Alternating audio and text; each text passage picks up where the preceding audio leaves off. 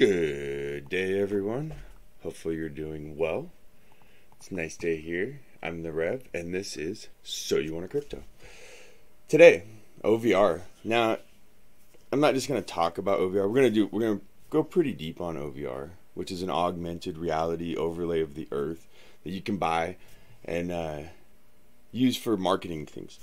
So I've had quite a few questions actually about where should I buy virtual land, what should I do with it, how should I market it, all sorts of things. So hopefully this video will answer all of those questions for everyone, and maybe even spark some new questions. Put them in the comments below. That would be awesome, and we'll see what we can do about that. So first of all, I'm not sponsored.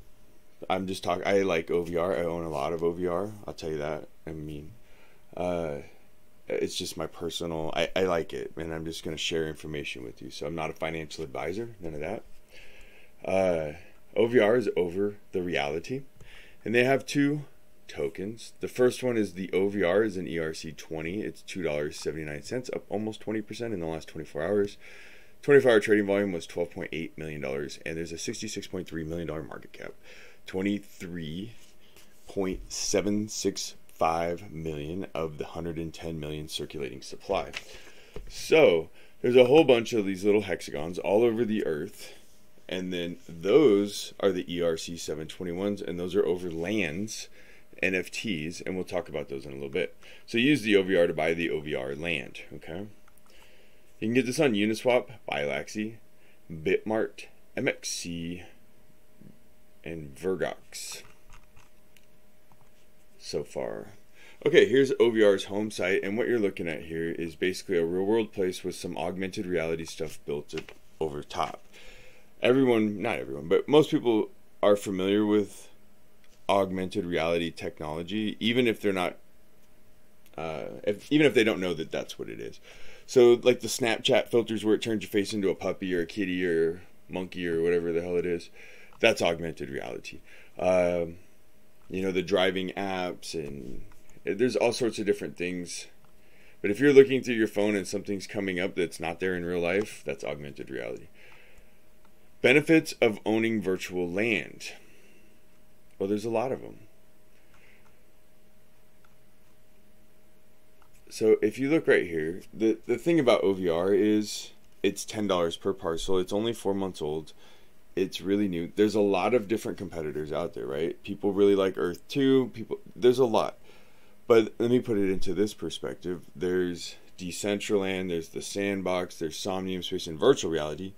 And they've all got a pretty good chance of making it. So it's more like flavors or options than it is one ring to rule them all kind of thing, in my opinion. But I like the OVR project. I like that each of these little hexagons is broken down into 7 individual spots, so you can customize your experience even more. They're coming out with a market soon. Oh yeah, here's when we get down right here.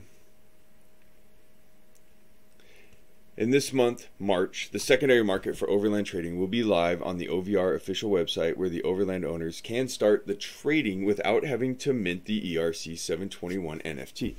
So you can do this all through Overland's market, the Overmarket, which will be launching soon, and not have to mint it. Now, if you want to mint your ERC 721 onto the Ethereum blockchain, then you can take it and you could sell that land on OpenSea or somewhere else. It's just like all the other, everyone else uses basically an ERC 721 to mint their lands as well. So it's kind of the common theme. What's coming up in the future? So as Optimistic kind of kicks in here, almost 4 months since the official launch of OVR platform, it has been an amazing ride. Let's get down through all of this. They've been exploring solutions such as Loom, XDAI, and then Polygon, formerly Matic. And yet, because of the trade-offs in terms of security and user experience complexity and those side chain solutions and so on, they have decided that there's two main, there's Zero Knowledge rollups and Optimistic. Both are live on Ethereum, but currently only Optimistic rollups can support the full EVM. that means that optimistic rollups now support all of the smart contracts that exist on the layer 1 Ethereum, and then that allows projects to easily move to layer 2. OVR will also move to optimism. So it will be possible to trade on Uniswap version 3 with very low slippage thanks to the concentrated liquidity and gas fees. Same for bidding for the overlands. That's not all. Minting will become very affordable again, so we'll be able to mint all of the light minted overlands. Renting lands, paying for hosting fees, and all of the other microtransactions that we envisioned on the roadmap and what they wanted to do but were limited by Ethereum fees will now finally be possible with the accessibility of our fees maintain the same level of security as the layer 1 Ethereum. It's amazing to be in the right place at the right time. Anyway, and if we look, Optimism mainnet was expected to be launched by the end of April. It is now postponed until July. So the integration will not be soon, yet we're very confident by the third quarter 2021 we'll be able to move most of the OVR infrastructure onto the rollups. There you go. Pretty good news. It's going to be a big year for OVR. Let's look at their Twitter. Here you go. Got us 6,000 followers. And there's some fun little videos. So if you watch, here's what's going on with the OVR Live. You can have, it's like a Zoom call kind of thing. An interaction where you're, doing this in augmented space.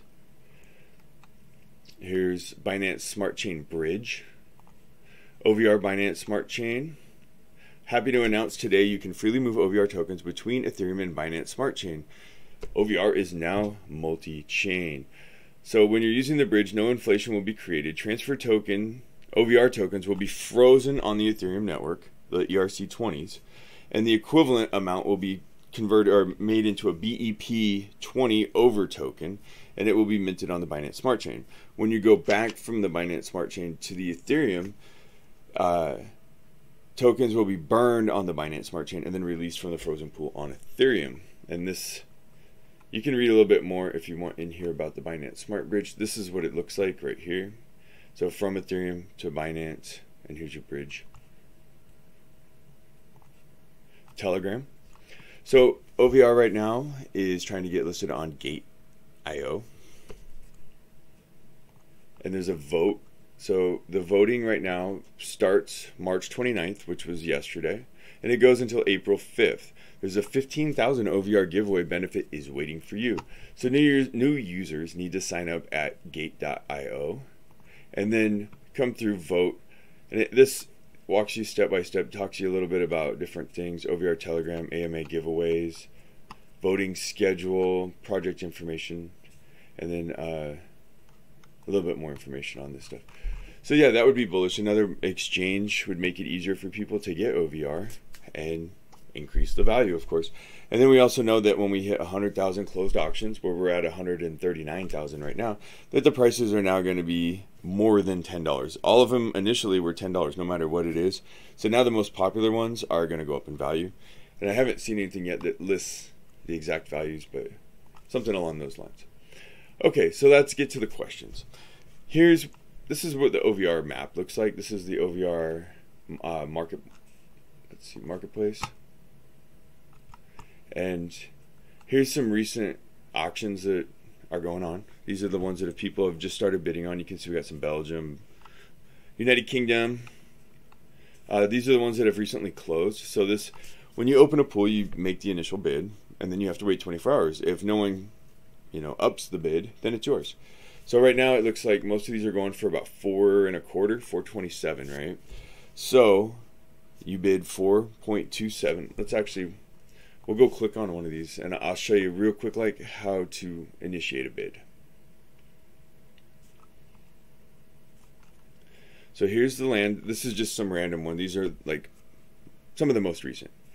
And it looks like they've probably picked up this little quadrant right here. So let's say that we thought, hey, that's a good idea. Let's pick up this corner road here. So we would click on here. We see the price now is 3.63. You would click initiate auction. You got to make sure that you have a MetaMask and everything is signed up and that you have a little bit of OVR and stuff in there. But here's your, so you would type your bid, 3.63, which would be the minimum.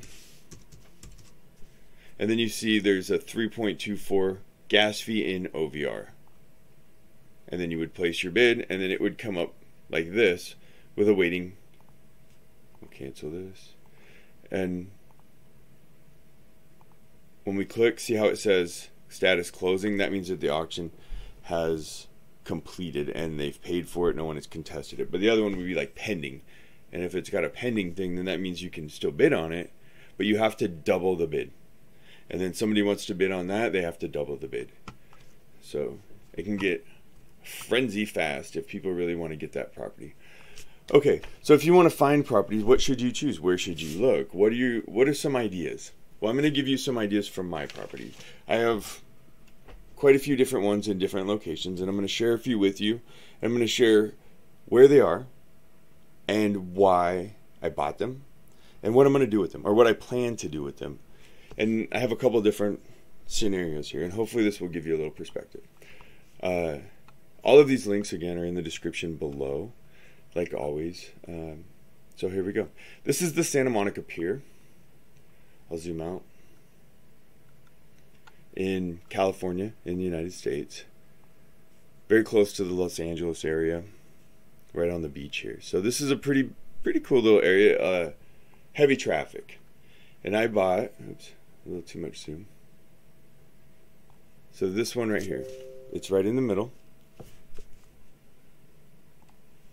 On the boardwalk. See, the boardwalk goes through.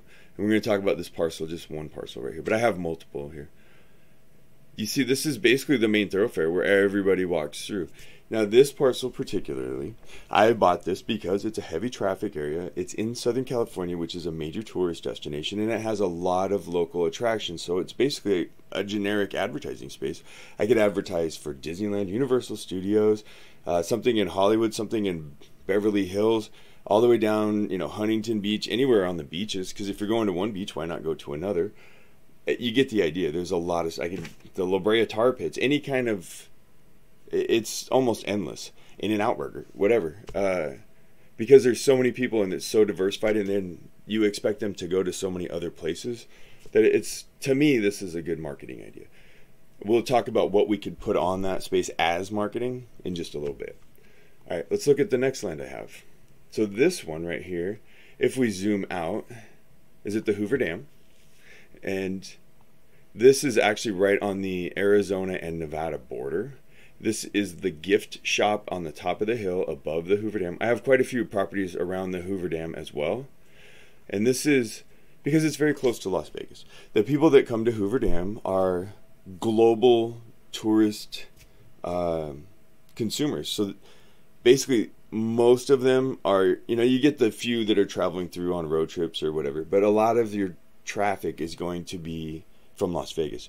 So this is a good generic advertising space outside of Las Vegas to get people to, when they're, hey, we're on a tourist attraction, what should we do tomorrow? Maybe we throw some ideas in the parking lot as they're coming back to their car after they bought their baubles and trinkets.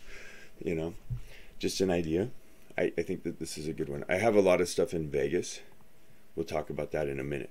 Here's another one. This is the properties I have are right here in the center by the fountain, the seals and stuff. This is Central Park Zoo in New York. But you can see, and it's a little bit slow, but all of these are basically occupied lands. All of this. Do you see how fast this is kind of growing? New York Central Park is the same kind of thing.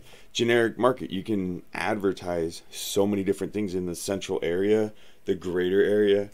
It's an interesting concept. A lot of people go to New York Zoo. They could go to Fifth Avenue. They could go to the Statue of Liberty. It's a touristy thing and it's a local thing. So it's not dependent on tourism.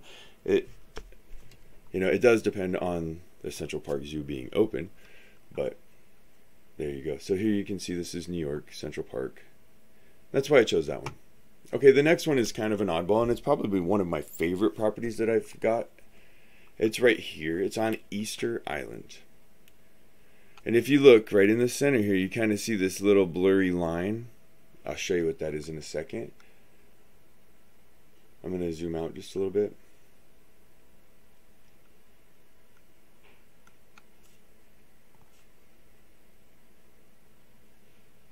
So you can see right here just this one dot. And what is that? Well, that is the Ahu Akivi Easter Island Moai. And here is what it looks like.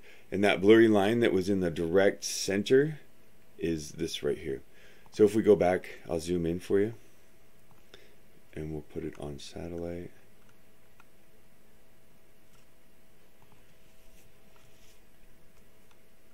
Here you can see, as it kind of clears up, it's right in the center. It couldn't be more in the center. So this right here is right in the center of one of those hexagon lands. And this one's a little different because Easter Island is pretty hard to get to. If you don't know where it is, I suggest you look on a map. It's a very interesting island, and it's got a pretty interesting history, actually. So if you're bored one day, maybe do a little research on that on your own. However, it's one of those things where you could, in theory, this is one, I got it as a national landmark, right? Or not a national, but it's kind of one of those wonders of the world. It's something people have seen, heard of, and it's just really cool.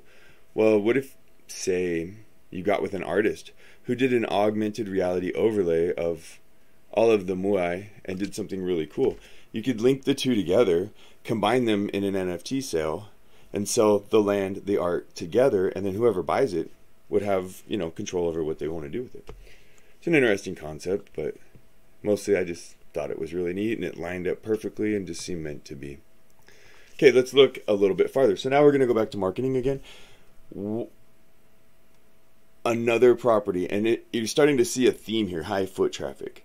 And I have stuff all over the world. Yeah, I focus a lot on the western United States, California, Seattle, some places like that, just because I live on the West Coast, so that if I wanted to go to them personally and run them as a business, it'd be really easy for me locally to interact with this if I needed to.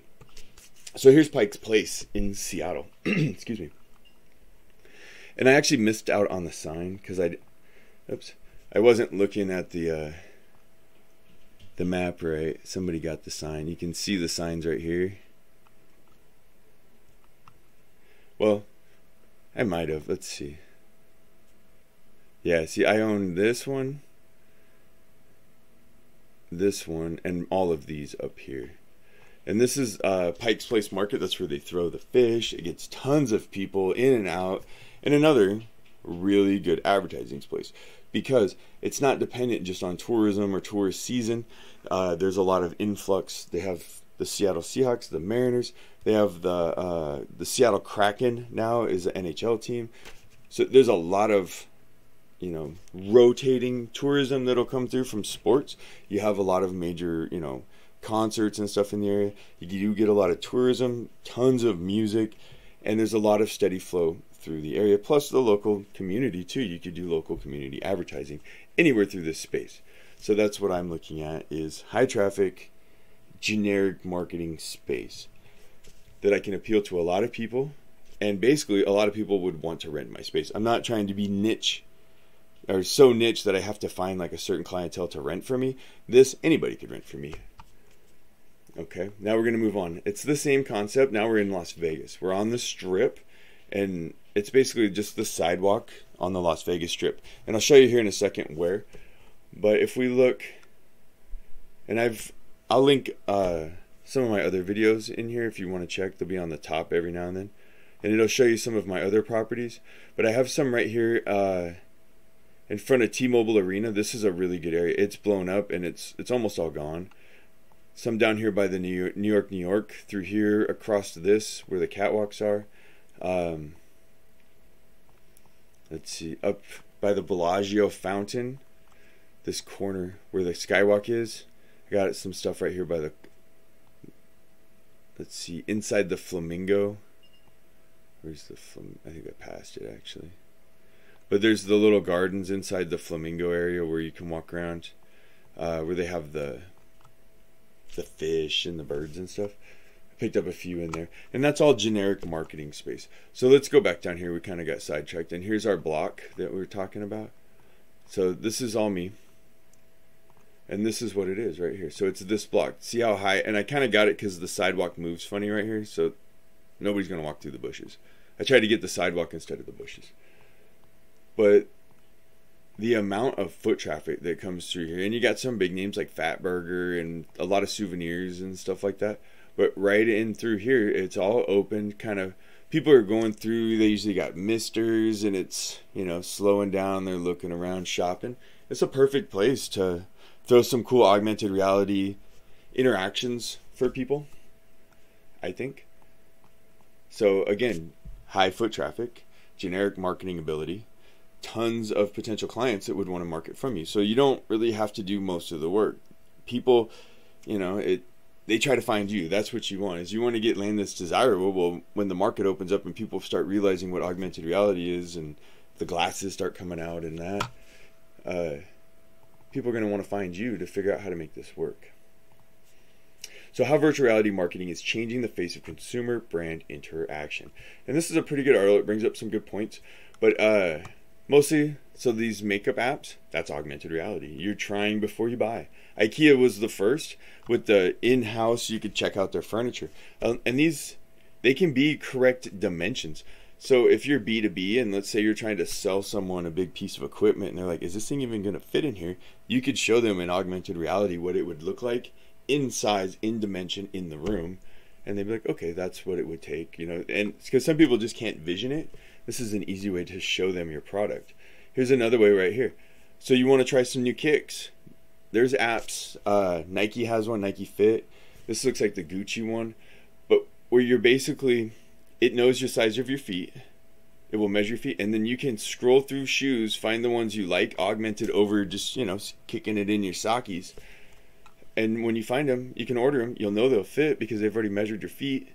It's crazy what the depth that some of this will go. Here's an overlay, an AR overlay from Coke, and some other stuff. See these Snapchat, Twitter filter, whatever's. These are all augmented reality. 5 ways to use augmented reality in your marketing strategy. Okay, so now we found some land that's got high foot traffic, generic marketing ability, or even if you want to go niche, whatever, it's up to you. You're the owner. You find your purpose, but have a purpose. Don't just be, willy-nilly buying land that you don't know what you're going to do with, because you may lose money. It may be worthless to you later, or low value increase. It's not going to do much for you. So find something you think has potential, and then who does it have potential to? What are you serving? What are your clients? You ask all these questions, write them down, right? Make a checklist or whatever you got to do. So some things you can try with augmented reality. Let customers try before they buy. The shoes thing, right? You can have that in your land. Augmented touring and assistants. They make augmented assistants that are virtual. They look like people or whatever you want them to be, that are actually you can interact with. You can program them with responses where people can ask questions and be interactive. You can say, hey, where is this on the shelf? And an augmented person can walk down and they watch them on their phone or their smart glasses or whatever. Take them to the shelf, show them the product, tell them a little bit about the product and stuff. And this is basically an employee position that you would normally pay somebody a wage for, that you can have for free, or not, that you have set up in your area. You may have small costs to do this, so I can't say for free, but basically it won't cost you employee wages all the time. And then once you have it set up, this thing can work for tons of people. Instead of having to bring in extra people on busy days, your augmented assistants could just be running crazy, and then you have somebody at a cash register. However you want to go. You can help with augmented branding materials, create buzz around a brand, and then we talked about this, leveraging augmented reality for your B2B services, showing people what their client is, or the products are in augmented reality in real time. Hey, this is my product. Here's what it looks like. Like this kind of looks like maybe an MRI machine or something. Is it going to fit in this room? Well, let's check it out. This is how big it is. Bam. Yeah, it looks like it'll fit. So when you want to write these programs that, we're talking about, so if you want to make, let's say, this image, right, or something along those lines, you're going to have to learn some stuff like Unity, and here's a link, and I'm not going to dig into this basically at all, or Vuforia, and this is what you're going to need, the knowledge. So I really don't want to dig too deep into all of this kind of stuff. I'm showing you the different aspects. So if you have some computer programming experience, or you're a little bit tech savvy and stuff, start getting into Unity, Vuforia, and you can pretty much build your own stuff. However, if that's not for you, I just looked for one of the closer local West Coast companies, and I found this company right here, Gravity Jack. They're in Washington. They've done tons of projects, it looks like, for lots of big clients. They have some really neat stuff. They have AR Kit, AR Core, WebArt, and so on. And they've even built their own Android custom apps. And I don't know these people and nothing like that. I'm just trying to give you examples as broadly as I can to help you make some informed decisions. So this is basically a professional AR marketing company, right? And this is their approach. So if that gives you some insight, how can let customers virtually place your products in their home. They have some, things you can play with and check out. Bring your company mascot to life, 3D advertisements, create a shareable content for social media, and much, much more. Here is like a video where they've done some augmented work right here, where basically you look at a magazine and through your phone with their augmented app, and then it shows the faces of the people in the magazine and everything else. Basically the magazine will come to life and you can click on different items and then talk about different people and interact with the magazine through augmented reality. It's really cool. Another one that they have is this one right here, SimSafe VR Fire Safety Demo. And I'm going to play it without sound and we'll talk through it a little bit.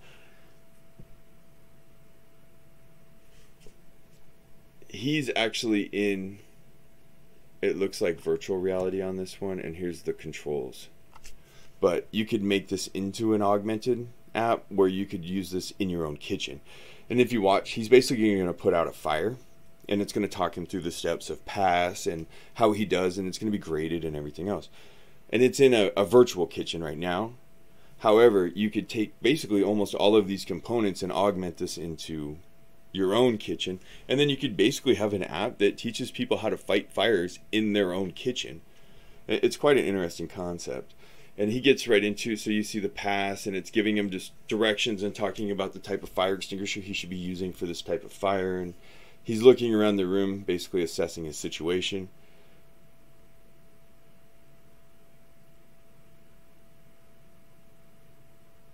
And now the scenario has begun, and there's a fire. So he's doing this this is all VR, right? So there's the VR headset. But you get the idea, and the application, and there's his good job. And so it's kind of an interesting concept, right? Okay.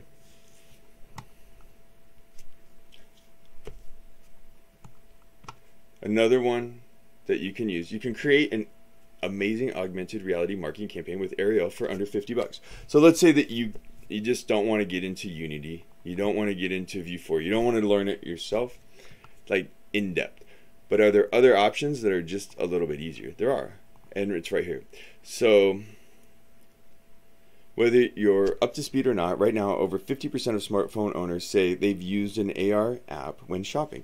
That's like something, and Amazon has a standalone app. I'll show you that in just a second.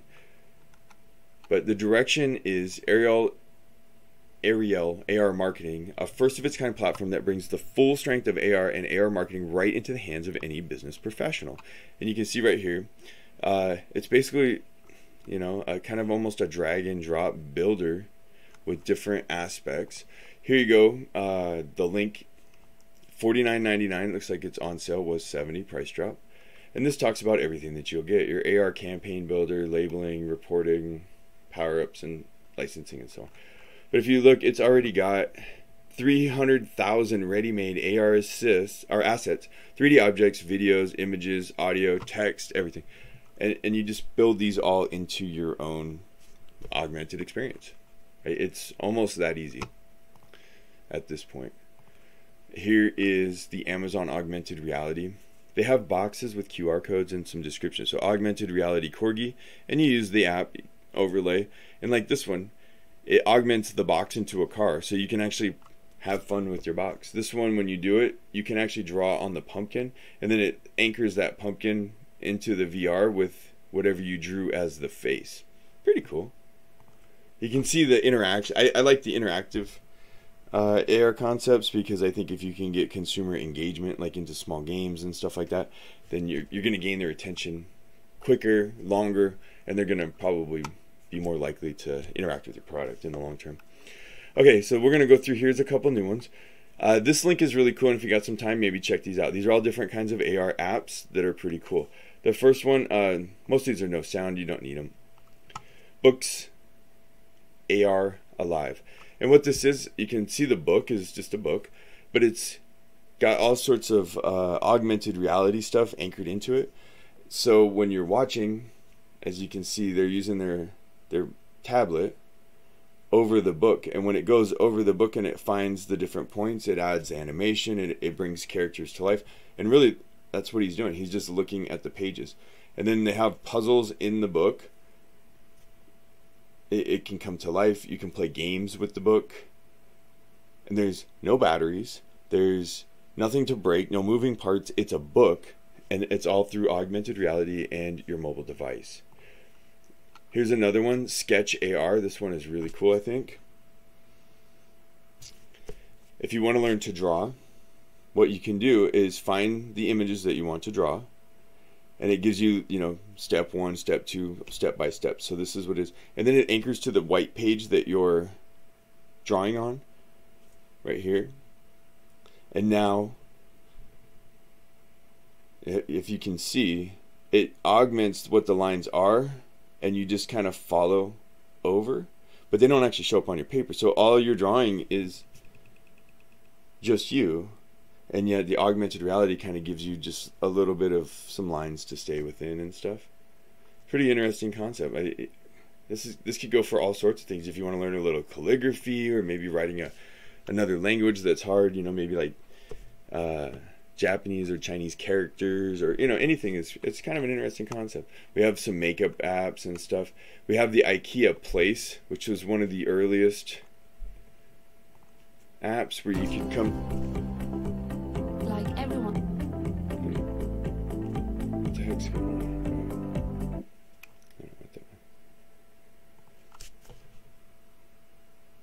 And it, let's say, hey, is this chair gonna look nice in my house, match my stuff?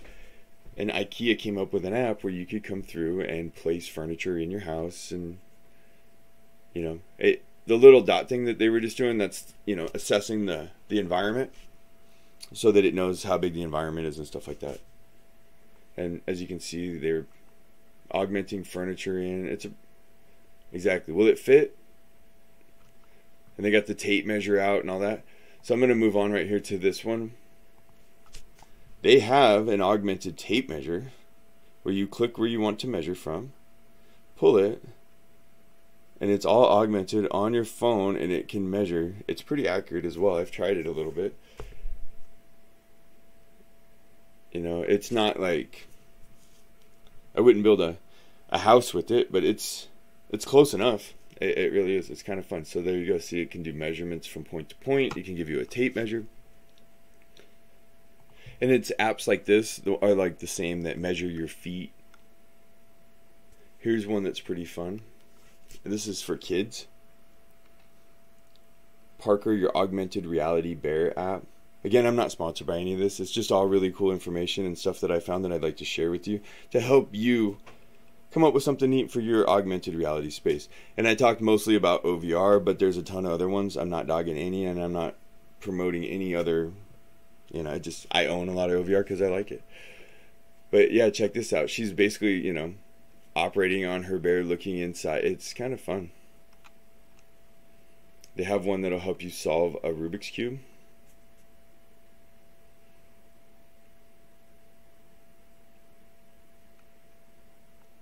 You set it up, you look at the cube, and then you just kind of scroll it through the app, and it'll tell you what's next. So you can see right now they're just kind of lining all the stuff up so that the app can figure out where all the pieces are, and then it'll tell you when it's all set up, and then it'll give you, help you with the solution to solving the problem there. Pretty cool. Okay, so I was talking about the OVR assistant, state-of-the-art AI assistant. And this is basically what it is right here. This is OVR. It's in their white page, which is right here. Right here, this is the OVR assistant, but this one's a little bit better. And if you want to go through and check out the link and stuff like that, but the World Health Organization, WHO, reported that the number of people aged 65 or older is projected to grow from an estimated 524 million in 2010 to nearly 1.5 billion in 2050.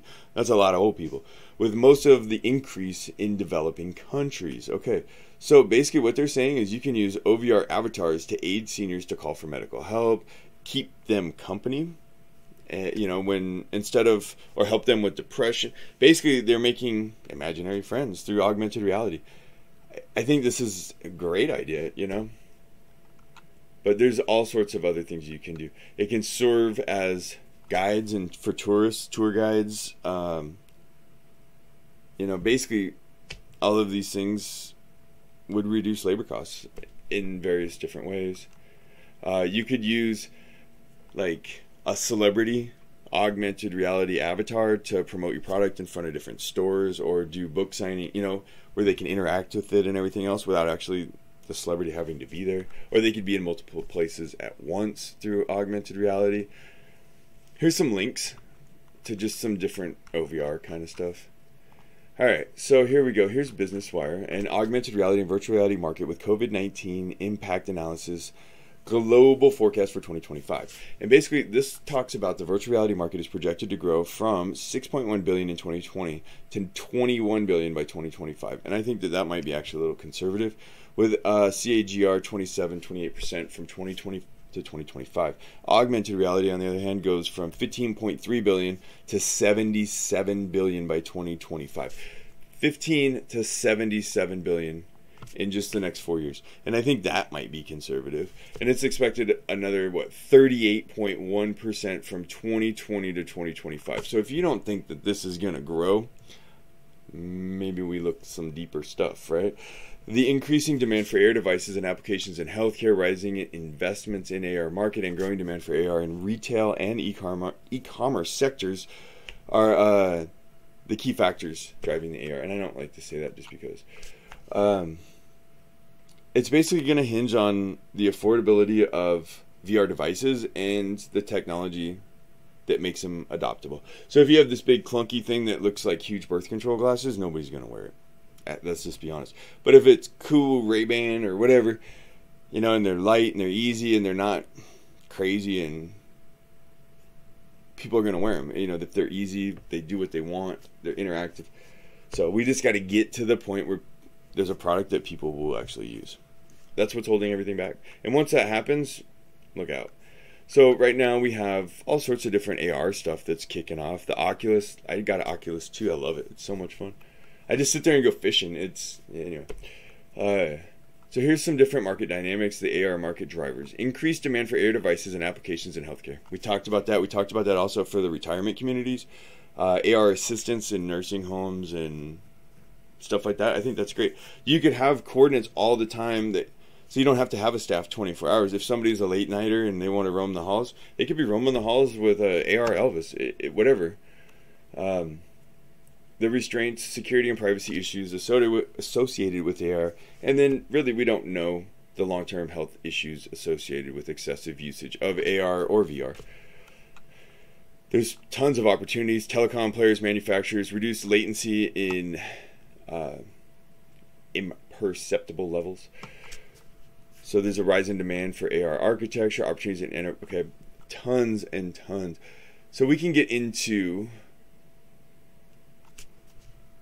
real estate, and I think I'm going to make a whole video just on virtual real estate and virtual reality and the real estate market very soon, on what you can do. And we're talking about showing houses with augmented reality overlays. You're using business cards with augmented reality, a whole crazy amount of stuff, more than I wanted to put into this video. This thing would have been 2 hours long.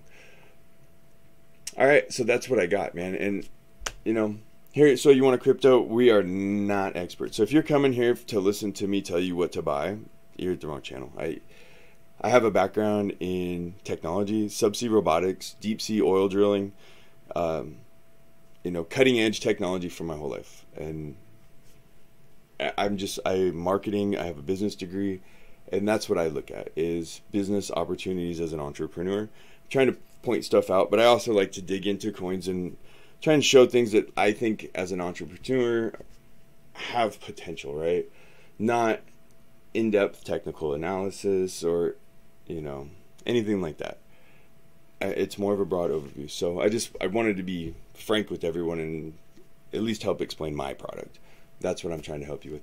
So I love answering questions, and I like doing this. This is mostly for my own sanity, because I'm the guy at the party that wants to talk crypto, and nobody wants to talk crypto. So I'm talking crypto with you.